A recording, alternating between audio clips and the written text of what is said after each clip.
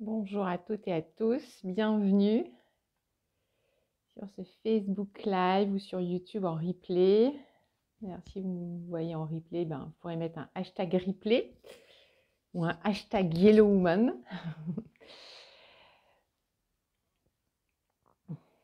Et faites-moi un pouce bleu si vous êtes sur YouTube ou un cœur là ou un petit bonjour dans les commentaires. Ça fait toujours plaisir. Alors, j'y suis allée un peu fort avec mon titre de live aujourd'hui. Pour mon avant-dernier live de cette année. Soyez égoïste, c'est vous la priorité. Voilà, vous voyez dans quelle énergie je suis ce matin. Bonjour Aurore, bonjour Isabelle, bonjour Pierre, bonjour Evelyne. Merci d'être là. Coucou Delphine. Et je pense que je suis encore dans l'énergie, tiens Delphine, t'es là, dans l'énergie de l'appel de groupe d'hier soir, avec les Yellow Women. C'était un appel de groupe où on a échangé pendant un peu plus de 2 heures. Et c'était très riche, c'était très fort. Il y a eu des larmes, mais il y a eu aussi beaucoup de rire en fait. Et comme disait Noémie dans le groupe qui a perdu son mari récemment, elle disait à un moment donné, waouh, ça fait aussi du bien de rire et de s'autoriser à rire aussi. Rire ou pour certaines juste sourire.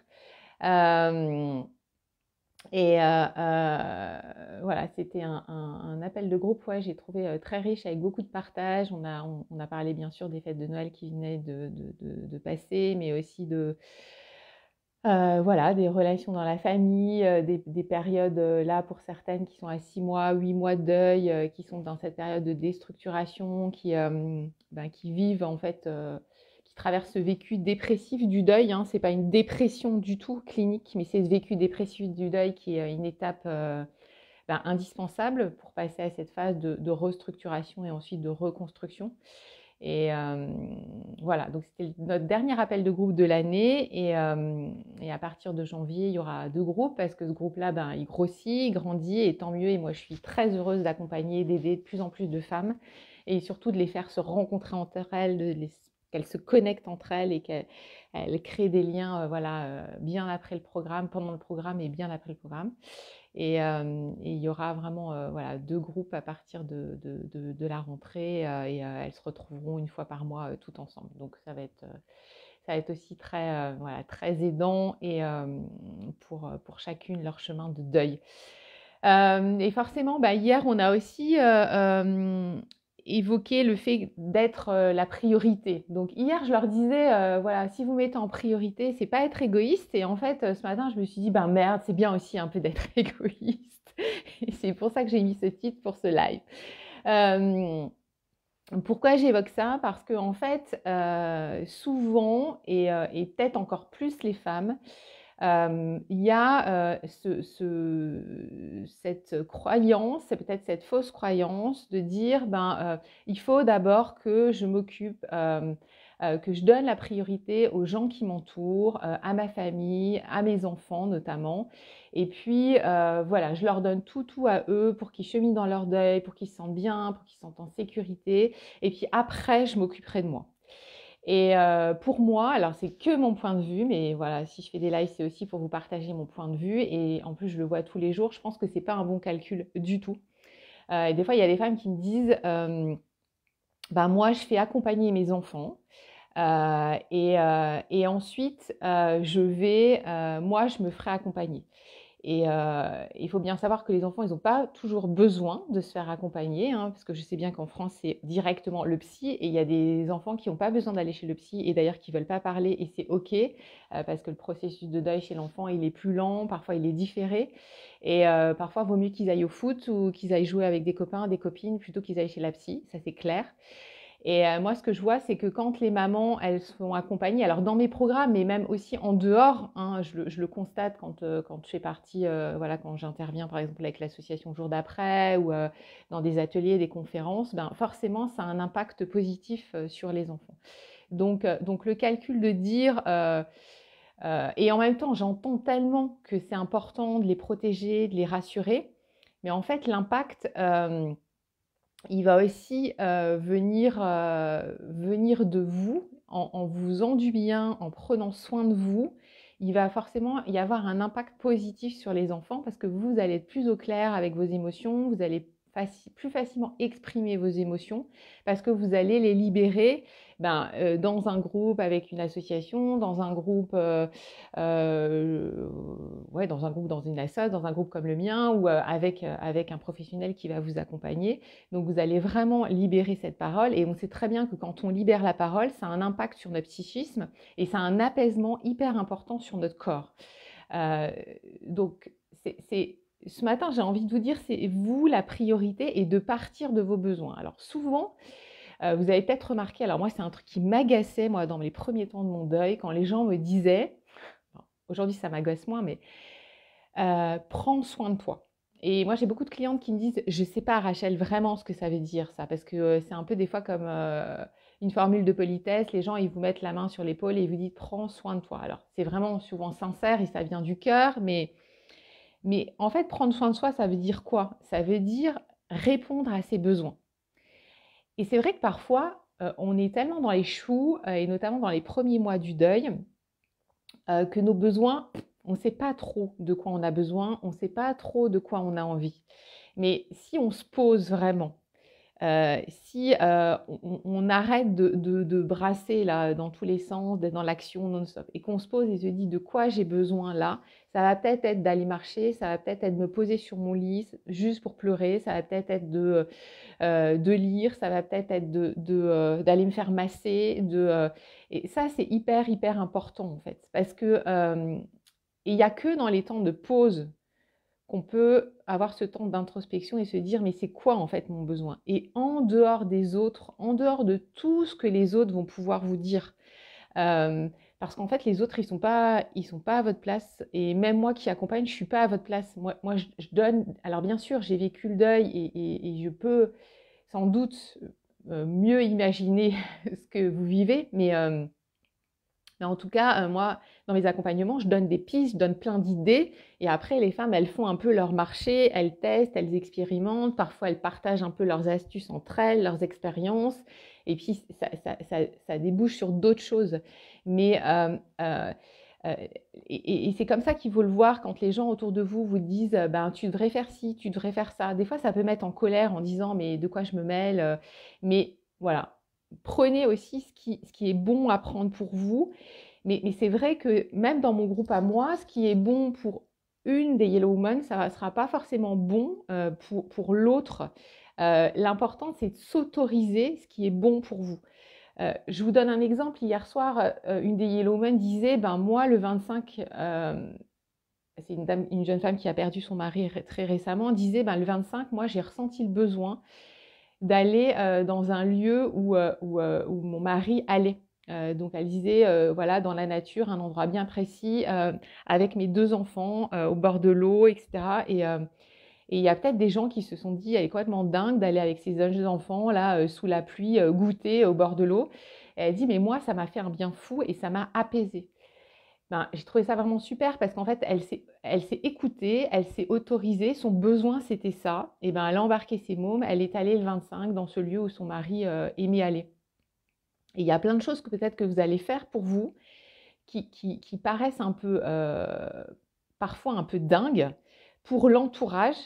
Mais vous sentez que ça vous appelle, vous sentez qu'il y a une envie, c'est ça qui va vous aider. Et ben allez-y, faites-le. Et c'est ça, quand je dis c'est vous la priorité et soyez égoïste, c'est que si on était toutes et tous un peu plus égoïstes, et ben en fait, forcément, on arriverait avec les autres, on serait dans ce monde un peu plus apaisé et mieux, et on va être autrement avec les autres. Plutôt que se forcer, plutôt que se dire je fais ça pour les autres, pour les rassurer, je fais ça, faut que je fasse ça parce que ça, des fois je l'entends, faut que je fasse ça parce que comme ça ma mère elle va être rassurée.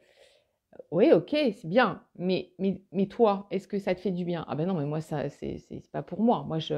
Donc c'est vrai qu'il y a des moments où on peut faire des choses pour les autres. Mais quand on est en phase de deuil, et notamment je pense à cette phase voilà, de déstructuration là, entre 6, 8 mois, 1 an, des fois 1 an et demi, où on est dans des downs comme ça très profonds, bah, à un moment donné, c'est juste se faire du bien à soi et accueillir toute cet embouteillage là, émotionnel et se dire, je ne peux pas prendre en plus en charge toute la charge émotionnelle des autres. Et vraiment de se concentrer d'abord sur soi. Je ne sais pas si c'est clair ce que je raconte là ce matin, mais et j'ai été un peu provoque dans mon titre en disant soyez égoïste. Euh, mais en fait, oui, c'est quelque part un peu de l'égoïsme, mais en fait, c'est tout simplement, on peut le dire aussi autrement, c'est que vous allez vous recentrer sur vous, vous allez récupérer, vous allez reprendre de l'énergie, et peut-être dans une semaine, dans 15 jours, dans 3 semaines, dans un mois, vous allez pouvoir plus facilement vous tourner vers les autres. Et on a besoin des autres parce qu'on a besoin de temps seul, mais on a aussi besoin de temps d'être entouré, d'être avec les autres et de revenir aussi dans la vie. Et, ce besoin, il y a que vous, en fait, qui pouvez l'identifier. Et peut-être que le besoin aujourd'hui, ce matin, là, vous êtes peut-être dans votre canapé ou dans votre lit à m'écouter là sur Facebook, et ça va être ça, et vous n'allez rien faire du tout cet après-midi, et c'est OK aussi comme ça. Et c'est ça aussi, amener de la douceur, parce que souvent on le dit, et moi aussi je le dis, il y a plein d'accompagnants du deuil qui le disent, Christophe Auré le dit aussi, il faut beaucoup de bienveillance vis-à-vis de toi, il faut beaucoup de douceur, mais en fait on ne sait pas forcément faire. Moi personnellement, je sais faire depuis peu de temps, de m'accorder de la douceur, m'accorder de la douceur, pour moi ça va être aussi euh, d'être tranquille. Là, cet après-midi, voilà, je pars dans les Vosges pour tout vous dire, faire le 31 là-bas. Pour moi, c'est ça ma douceur. C'est être connectée dans la nature, c'est marcher, c'est être avec mon chéri, avec mes amis et ralentir. Et c'est tout le chemin, c'est en fait s'y autoriser aussi, sans culpabiliser. Et c'est pas parce que vous vous faites du bien que vous trahissez celui ou celle qui n'est plus là. Ça, il faut vraiment s'enlever ça de la tête, la petite voix là, de la culpabilité. Ok, vous l'entendez, vous la repérez, vous lui dites merde. C'est pas du tout trahir l'autre que de profiter, que d'aller se faire masser, que peut-être aujourd'hui faire un bon repas, etc. Non. C'est plutôt rendre hommage aussi à tout votre courage et toute votre énergie que vous avez mis dans votre deuil, peut-être depuis 6 mois, depuis 1 an, depuis 3 ans, depuis 4 ans. C'est vraiment ouais, vous rendre hommage aussi à vous et vous féliciter. Je parlais l'autre jour des célébrations, ça peut être aussi ça, de pouvoir. J'ai posté l'autre jour, des fois c'est des petits trucs de dire, là, ça fait 6 mois que j'ai avancé dans mon deuil. Je pensais jamais avancer comme ça. Je me suis peut-être engagée dans un accompagnement avec un thérapeute quel qu'il soit. Je me suis engagée dans un groupe. Ça a été un effort, par exemple, d'aller sonner dans une association et de participer, par exemple, au premier groupe. Après, vous pouvez dire waouh, je l'ai fait quoi. Je ne sais pas où ça va me mener, mais en tout cas, je l'ai fait et je suis fière de moi et je vais me faire un petit cadeau, un truc de rien du tout. J'ai partagé sur Instagram l'autre jour dans ma story pour mon 26e live. Moi, je suis allée au marché de Noël à Metz. Je me suis acheté des churros, là, des beignets bien gras, bien caloriques. Voilà, c'était un peu ma petite célébration pour mon 26e live et pour me faire plaisir. Et c'était bon et c'était OK.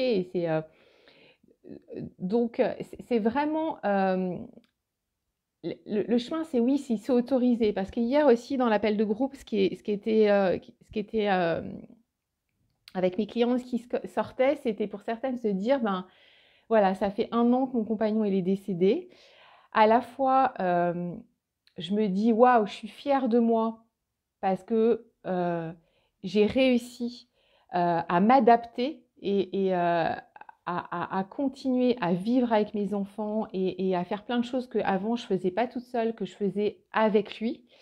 Et je suis fière de moi parce que je pensais jamais être capable de pouvoir vivre sans lui. Et puis il y a une autre partie qui me dit, mais c'est triste en fait, parce que j'arrive à faire les choses sans lui. Et ça, en fait, souvent, c'est la voix de la culpabilité aussi qui parle, qui dit, mais comment c'est possible que je puisse avancer sans lui? Et c'est pas de la trahison. C'est vraiment pas de la trahison, mais je sais qu'il peut y avoir ce moment de déséquilibre parce que au bout de 8 mois, un an de deuil, le lien intérieur, il n'est pas encore suffisamment fort et vous allez le construire au fur et à mesure, petit à petit. Et donc, on peut se sentir coupable d'avoir réussi. Il y a cette fierté d'avoir réussi à s'adapter et se réorganiser, peut-être même des fois pour certaines femmes plus tard, de déménager, de choisir, je sais pas, on a beaucoup parlé de voiture aussi, d'achat de voiture hier, etc., toute seule, de faire des choix seule. Et puis se dire, mais comment c'est possible? Mais en fait, c'est pas une trahison de continuer à faire des choses seule. Donc, c'est aussi entretenir cette fierté-là. Mais je sais que dans cette période, et un an et demi, même des fois un peu avant, on peut, euh, on peut trouver ça assez bizarre et triste aussi, et ça apporte aussi du chagrin de se dire, en fait, je suis capable de faire des choses sans lui. Et, euh, euh, et ça, en fait, au fur et à mesure, cette culpabilité-là, petit à petit, mais tranquillement, lentement, elle va aussi, au fur et à mesure que vous allez décharger toute cette charge émotionnelle, elle va s'atténuer tranquillement. Parce que vous allez construire ce lien à l'intérieur de vous, ce lien, cette relation-là de cœur à cœur avec celui ou celle qui n'est plus là. Et plus ce lien, plus vous allez avancer, plus ce lien à l'intérieur de vous, il va être fort, renforcé. Et c'est comme si vous alliez, tout ce que vous allez faire, vous allez le faire avec la personne à l'intérieur de vous. Donc je sais que ça peut paraître un peu un concept, ce lien intérieur, mais retournez voir sur le live que j'ai fait sur le lien intérieur, un peu bizarroïde, mais en tout cas, le processus de deuil, il nous amène à ça. Euh, il nous amène à vraiment à transformer ce lien qui était extérieur, ce lien avec la personne dans le monde, ce lien qui s'est rompu définitivement. Tout le processus de deuil, il va nous aider à intégrer ce lien à l'intérieur de nous et en faire un lien vraiment apaisé et un lien définitif et un lien indestructible et un lien hyper fort qui restera en nous jusqu'à la fin de notre propre vie et peut-être au-delà, ouais, si vous croyez à la vie après la mort, je ne sais pas. Mais c'est ça, en fait, c'est tout ça, ce processus de deuil et ensuite ce travail de deuil, c'est tout ce que vous faites aussi pour vous aider à vous avancer, pour vous apporter de la douceur, pour libérer votre parole, pour mieux apaiser votre corps aussi, qui est, je le rappelle, alors c'est sûr que c'est un peu mon truc en tant que sophrologue, mais notre corps, il prend cher, il y a des tensions hyper, hyper fortes, quoi. Et plus on libère cette parole aussi, plus on va libérer notre psychisme et libérer notre corps et apaiser notre corps. Et, euh, ça se fait tout doucement. Je sais que c'est lent, je sais que c'est long, je sais que vous aimeriez bien que ça aille plus vite, que ça aille à vitesse grand V. Mais en fait, même quand vous êtes dans cette phase-là des 8 mois, un an et demi, des fois, pour certaines, je le vois bien dans mon groupe en ce moment, c'est au bout de 6 mois de vécu dépressif du deuil. C'est une phase qui est nécessaire. On ne va pas pouvoir en faire l'économie, on ne peut pas la sauter, cette phase. Mais c'est juste l'accueillir, garder confiance, continuer à se faire du bien, à se faire belle, à s'habiller le matin, à se doucher, etc. Donc de continuer dans la dignité, son deuil, mais vous allez y arriver, c'est sûr.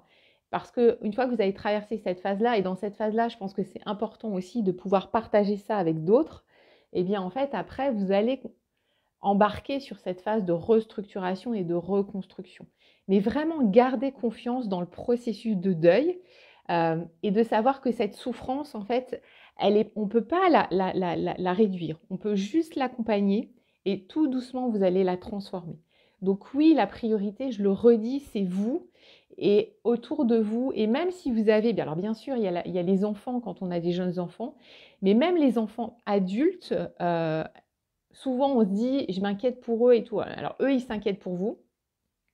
Et normalement, tout le monde s'inquiète pour tout le monde. Et c'est tout à fait normal. Mais en fait, je pense encore à notre appel de groupe hier soir avec les filles, c'est aussi quand on est des enfants adultes, euh, c'est aussi leur faire confiance. C'est faire confiance aux enfants qui sont mineurs, les petits, qui vont aussi avancer, qui vont aussi avec vous s'adapter à la situation, qui vont aussi cheminer dans leur deuil. Et je le redis, pour les enfants, ça peut être un deuil différé, c'est beaucoup plus lent, c'est complètement différent de chez les adultes, parce qu'ils ont un mental, un cerveau qui est complètement en construction. Et pour les adultes, les enfants adultes, eh ben, ils font leur chemin. Donc vous pouvez que les encourager, bien sûr, à leur dire, ben, ça serait pas mal. Moi, je dis toujours, déjà, dites à vos enfants que vous faites accompagner par moi. Montrez ma tronche sur Facebook. Bon, pour les petits, c'est pas la peine de leur montrer les vidéos, mais en tout cas, qu'ils se rendent compte que, ok, il y a quelqu'un qui accompagne maman. Et pour les grands aussi, et les grands, ils peuvent aussi aller écouter mes vidéos, parce que ça leur fait aussi beaucoup de bien, je pense, sans me vanter, et ça les rassure aussi. Et après, ils vont faire leur chemin. Donc, quand on m'écrit, par exemple, en me disant, oui, ma fille, elle a vu un psychologue, mais elle l'a vu 3 fois, elle y va plus, je m'inquiète, faites-leur confiance. Il n'y a pas que le psy, je le redis. Alors, quand je dis ça, j'ai rien contre les psys, mais écoutez Christophe Fauré, il est psychiatre et il dit aussi que le chemin du deuil peut se faire, se fait pas forcément avec un psychologue ou avec un psychiatre déjà. Et, et puis, ils vont parfois se confier à d'autres copains, ils vont se confier à des collègues de travail, ils vont se confier peut-être à je sais pas, un entraîneur de foot, et vous ne le saurez pas forcément. Donc faites-leur confiance, ils vont aussi cheminer. Vous pouvez leur mettre des petites graines en leur disant, bah, tiens, c'est peut-être pas mal, il y a ça, ou j'ai vu ça, ou j'ai vu telle vidéo, ou j'ai lu tel article, tel bouquin, ça peut t'aider. Mais après, ils vont faire leur chemin. Et ce qui peut se passer, et notamment chez les adultes, et parfois aussi chez les ados, quand vous, en tant que maman, vous allez mieux, ou vous en êtes dans une phase un peu sur la fin de la déconstruction, là, sur la reconstruction, la restructuration, ils sentent que vous êtes à nouveau solide. Et ils se disent, bah, tiens, maman, je la sens mieux, etc. Bah, il se peut que eux, d'un seul coup, c'est comme s'ils s'écroulaient et qu'ils s'autorisaient à vivre leur douleur, à vivre leur souffrance et à vivre vraiment leur deuil. Et parfois, pour des mamans, c'est panique à bord parce qu'elles se disent, mais attends, Rachel, moi, je vais mieux. Et là, autour, les enfants, d'un seul coup, j'entends des larmes, je vois qu'ils sont pas bien, ils commencent à me parler de leur père, ils me questionnent, etc., etc. Donc là, pas de panique. Pour moi, c'est bon signe parce qu'ils se sont dit, ben ça y est, ma mère, alors c'est inconscient tout ça, hein, je la sens plus solide et tout, ben moi, je m'autorise à craquer. Je m'autorise à craquer et je m'autorise à lâcher mes émotions, je m'autorise à pleurer et ils vont, voilà, c'est qu'il y a une étape aussi qui est franchie pour eux et accueillez ça, échangez, maintenez la communication avec eux, même si vous pleurez ensemble, c'est ok et vous allez voir qu'ils vont cheminer. Donc c'est pas toujours grave. Quand ils commencent à craquer, souvent c'est parce que aussi vous êtes autorisé. Et si avant vous craquez ensemble, et c'est bon de craquer ensemble, et c'est bon de se prendre dans les bras et se dire qu'on s'aime. Et vraiment, je pense voilà, à celles qui ont des adultes, ben, laissez-leur aussi faire leur chemin. Alors moi, ça me fait rire quand certaines femmes me disent j'encourage ma fille de 30 ans à aller chez le psy, mais moi j'y vais pas. Ou moi je me fais pas accompagner, j'ai pas besoin. Je pense que chacun doit faire son chemin et c'est des adultes aussi. Donc sachez que euh, ils vont ils vont cheminer et s'ils s'inquiètent aussi beaucoup pour vous, c'était un peu l'objet aussi hier soir et je ferai d'autres lives là-dessus, notamment quand il y a des clashs dans les familles. Je ferai ça au mois de janvier pour les femmes qui sont plus en reconstruction ou en transformation, comme aime bien dire Blandine qui est là. Eh bien, qu'est-ce que j'ai perdu le fil? Oui, faites-leur confiance et pour les rassurer, dites-leur aussi, fais-moi confiance. Je me fais aider, je me fais accompagner, je vais dans un groupe, dans une association, j'avance à mon rythme, mais s'il te plaît, le meilleur service que tu peux me rendre, c'est de toi peut-être te faire aider ou de faire ta vie, d'avancer sur ton chemin et fais-moi confiance, moi je me prends en charge et tu n'as pas à me prendre en charge. Et t'as pas à prendre la place de ton père. C'est pas parce que tu as 25 ans, 30 ans, que tu dois, voilà, que tu dois remplacer ton père. On n'est pas un couple, tu es mon fils, tu es ma fille. Euh, Toi, tu vas cheminer et ensemble, on va avancer. Il y a des temps où on va avancer ensemble parce qu'on va se partager, on va beaucoup se parler, on va échanger. Et moi, je vous encourage sur la communication, même si c'est pas facile et même si, ok, il y a des larmes, bah, ça fait rien. Il y a aussi des messages et des fois, il faut répéter, re-répéter. Pour les petits, il faut souvent répéter. Je t'aime, voilà, je suis là, ça va aller. Ok, maman, elle n'est pas bien aujourd'hui, mais on va avancer ensemble. Ensemble, on va être fort, on va cheminer. Il faut le répéter, il faut rassurer, il faut sécuriser. Je suis en bonne santé. Et puis, parce qu'ils ont aussi peur de vous perdre. Donc, je suis un peu sortie de mon sujet là de départ, mais c'est pas grave. Ils ont aussi peur de vous perdre parce que un des parents est décédé, l'autre reste et ils se disent mais s'il arrive aussi quelque chose à mon père ou à ma mère qui reste, qu'est-ce qui va se passer pour moi? Donc il y a cette angoisse bien sûr qui vont pas forcément tous verbaliser. Et c'est pouvoir rassurer, re-rassurer et des fois dire et redire parce que des fois il y a des femmes qui disent mais j'ai déjà dit, j'ai déjà rassuré, j'ai déjà dit je t'aime, j'ai déjà dit que je suis en bonne santé, qui va, voilà, mais re-répéter. Et pour les plus petits, ça peut, je crois que j'ai déjà dit, mais ça fait rien si je me répète. Ça peut être aussi, ou ceux qui sont encore en études, je pense aux ados, de dire bon, ok, aujourd'hui je vais bien, je suis en bonne santé, mais on pourrait discuter de si jamais il m'arrivait quelque chose. Il m'arrive, voilà, je suis en bonne santé, mais tout le monde un jour meurt. Et je souhaite mourir le plus tard possible quand je serai une vieille mamie avec les cheveux gris et ma canne. Mais en tout cas, si il arrivait quelque chose, ben, toi, t'aimerais aller chez qui? T'aimerais vivre chez qui? Tu aimerais que... Est-ce que ce serait ta tata qui pourrait s'occuper de toi? Est-ce que tu serais bien chez ton oncle? Est-ce que tu serais bien... Voilà, ça peut être aussi une discussion que vous pouvez avoir avec eux. Euh, et moi, ce que je vois d'expérience, c'est que pour certains enfants aussi, ça apaise. Parfois, alors des fois, ils s'embarquent sur des choses un peu farfelues, hein, c'est-à-dire qu'ils voudraient aller chez le copain, chez les parents du copain qu'ils connaissent depuis 3 jours. Donc bon, c'est pas très réaliste. Mais en tout cas, quand il y a eu cette discussion, ben, ça peut être de dire, ben, ok, moi, j'aimerais bien aller chez ma tante si jamais il est arrivé quelque chose et qu'elle s'occupe de moi. Ben, en parler à la tante. Des fois, il y a des dames, je vois, elles font je leur propose de faire un espèce de mini-contrat comme ça, qui a aucune valeur juridique, bien sûr, mais où chacun s'engage, la maman, les enfants, la tata, tout le monde signe. Et puis ce papier-là, ben, il est fait en copie en double à tout le monde. Et je sens déjà, les mamans, elles me partagent qu'il y a des enfants... au niveau de la pression, il y a des pipi au lit qui s'arrêtent, il y a des angoisses nocturnes qui baissent, il y a des notes à l'école qui remontent. Et puis, il y a des femmes qui vont plus loin. L'étape d'après, c'est parfois de faire une démarche devant notaire, mais les enfants sont au courant. Et, mais en tout cas, parce que je m'éloigne là de mon sujet, je sors du cadre, mais euh, je reviens sur le fait que la priorité, ça va quand même être vous. Et pour avoir l'énergie de rassurer ses enfants, ben, il faut déjà avoir voilà, un petit peu de voilà, cette petite flamme là qu'on a en nous, la faire grossir, la faire grandir en prenant soin de soi et en écoutant vraiment ses besoins. Et vos besoins à vous, ça ne sera pas forcément toujours en même temps les mêmes besoins pour vos enfants ou les mêmes besoins pour Pierre-Paul Jacques qui est aussi dans le deuil. Donc, autorisez-vous ça. Vous n'êtes pas folle, vous n'êtes pas loufoque. Euh, euh, et, euh, et je le redis, chaque chemin de deuil est unique et différent. Il y a autant de chemins que de personnes endeuillées. Donc votre chemin, ça sera votre chemin, donc forcément, ça sera le bon chemin. Et je vais vous lire. Eric, il est possible de réaliser un parrainage civil pour officialiser la suite au cas où. Oui, tout à fait, Eric. Merci de ton partage. Il y a plein de choses qui existent, hein. Effectivement, j'ai parlé du notaire, mais après, une fois que vous vous renseignez, il y a des choses, mais effectivement, le parrainage civil, ça existe.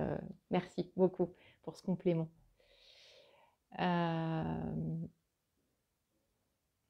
Alors, Martine, oui, j'en suis là, un an et demi.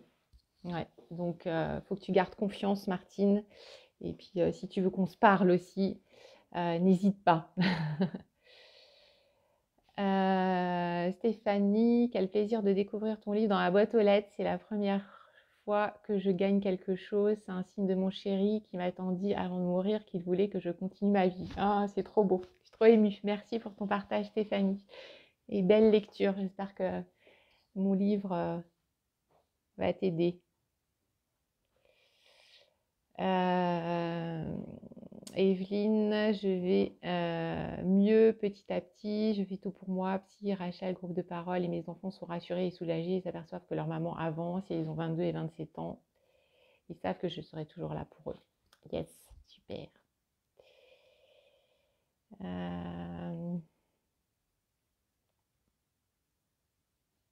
Coucou Sandrine, coucou Christine, Sophie, bonjour José. Ah, j'arrive pas à relire tous les... Christine Hérault, au début, on a peur de s'écouter. Yes, Christine, mais je crois que tu es sur le bon chemin, ma Christine.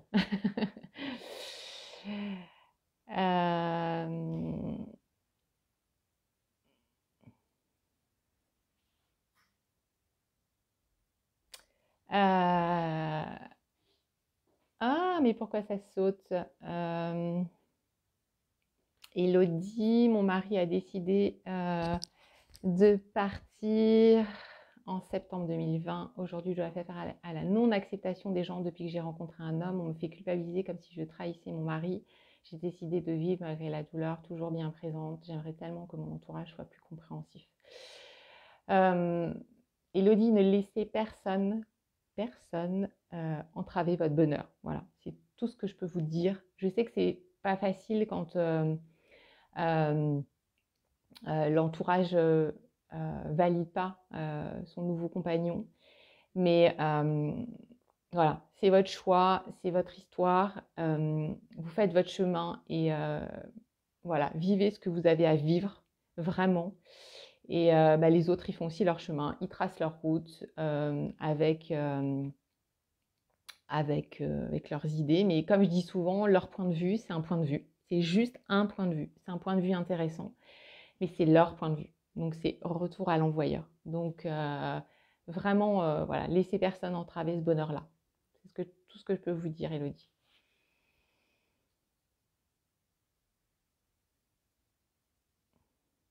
Et je parlerai plus de ça en janvier aussi, sur cette phase de reconstruction et la rencontre avec un nouvel amoureux, la famille, etc. C'est pas grave, Aurore. Eh bien, écoutez, je vais m'arrêter là pour aujourd'hui.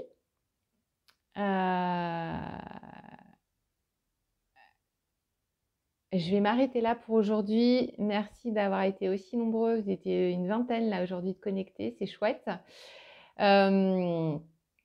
Je vous retrouve demain. Donc demain, je serai dans les Vosges. Donc je ne sais pas trop d'où je vais vous faire mon live. Je ne sais pas. Je sais pas si je serai dans la neige. Je ne sais pas si je serai... mais je serai là à midi normalement. Si tout se passe comme prévu, enfin même s'il n'y a pas grand chose de prévu, mais en tout cas, voilà, je serai en live demain à midi. En tout cas, je voulais déjà voilà, vous remercier pour votre présence aujourd'hui. Et puis, je vous dis à demain pour le 31 décembre. Donc, ça sera le dernier live de l'année. Et même si en janvier, je ferai plus des lives au quotidien comme j'ai pu faire en janvier, mais je serai en live quand même. Donc pour 2022, de toute façon, avant chaque live, je ferai une petite story sur Insta. Donc vous saurez à quelle heure je serai en live et tout. Et puis vous pouvez aller sur ma page, vous verrez toujours les replays sur ma page Facebook et puis bien sûr sur YouTube, de toute façon. En tout cas, on se retrouve demain à midi. Merci à tous, je vous embrasse bien fort et je vous souhaite une douce après-midi. Bise et soyez un peu égoïste, voilà. Je vous embrasse, merci pour les cœurs. Partagez aussi, je le redis, les vidéos qui pour vous font sens et parce que ça peut aider aussi d'autres personnes qui traversent la même chose que vous, mais ça peut aider aussi l'entourage à mieux comprendre aussi le processus de deuil et ce qui peut se passer et avoir à casser des croyances, là, des fausses croyances sur ce que doit être un deuil, ben voilà, je pensais, Elodie, le fait de ce que tu partages, peut-être que ça peut aider aussi l'entourage à cheminer par rapport à un nouvel homme qui arrive dans votre vie ou une nouvelle femme pour les messieurs qui nous regardent. Voilà. Merci beaucoup. Bisous à vous. À bientôt. À demain. Bye.